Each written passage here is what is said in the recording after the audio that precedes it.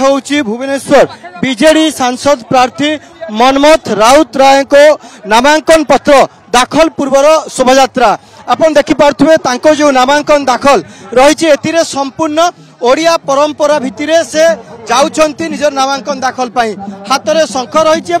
विशेष भाव में से शगड़ गाड़ी रे निजर नामांकन पत्र दाखल पाई जाउछंती एवं ता पूर्वर मध्ये आपण चित्र देखिथिबे से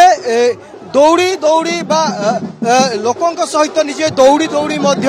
आसी नामांकन पत्र दाखल पाई एवं वर्तमान समय से निजर नामांकन पत्र दाखल पाई जो शोभायात्रा रही से शोभायात्रा बाहरी शगड़ गाड़ी हाथ में शंख रही एवं सीधा सड़क प्रतिक्रिया नापी चेष्टा करवा प्रतिक्रिया चेष्टा करवा मनमथ राउतराय आपन सीधा सड़क भाव चित्र देखि पारुछंती से शगड़ गाड़ी रे बसचंती एवं निजर नामांकन पत्र दाखल करुछंती दाखल पाई जाउछंती एवं पारंपरिक वाद्य सहित पाइक नृत्य मध्य होउची जेहेतु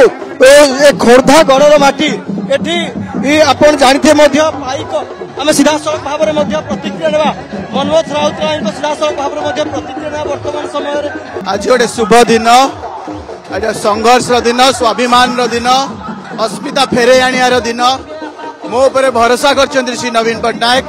मोर आशीर्वाद अच्छी मो माँ मो बापांगर मुंडिया मारिक आसी श्री लिंगराज आशा कर श्री जगन्नाथ आशीर्वाद रल्लाह आशीर्वाद जीशुंकर संघर्ष गोटे पाइक पुओ बाहरी अस्मिता फेरे आनिया को आमर जो जी महत्व ओडिया ओडिशावासी से महत्व जतेया पार्लियामेंट फ्लोर रे मते दायित्व दिया जाइए मनमथ राउतराय कैप्टेन राउतराय से काम बहुत निष्ठापूर्ण निभेब जो भाव में प्रतिक्रिया शुणुले से निश्चित भाव में आशावादी अच्छा खोर्धावासी आशीर्वाद देवे एवं ता सहित बापा सुर राउतराय जे जटणी विधायक से उपस्थित अच्छा शोभायात्रा ता सहित दलर जो विधायक प्रार्थी मान रही से उपस्थित रही मेयर सुलोचना दास उपस्थित अच्छा तेणु एक भव्य आयोजन कर नामांकन पत्र दाखल एवं सबुठारु गुरुत्वपूर्ण कथा होउची एथर लड़ई अपराजिता षडंगी जे भुवनेश्वर बीजेपी सांसद सहित जेहेतु होउची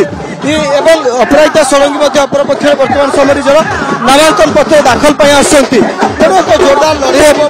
कहुची सहित पारंपरिक वाद्य देखी पारे पारंपरिक वाद्य ढोल बर्तमान निज नामांकन पत्र दाखल जाउछंती मनमथ राउतराय एवं सब सहित आप देखिए शह शह कर्मी हजार हजार कर्मी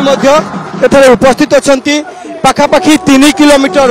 रोड शो हम एवं सीधा सड़क भाव में मनमथ राउतराय जिलापाल कार्यालय को जी निजर नामांकन पत्र दाखल करेंगे।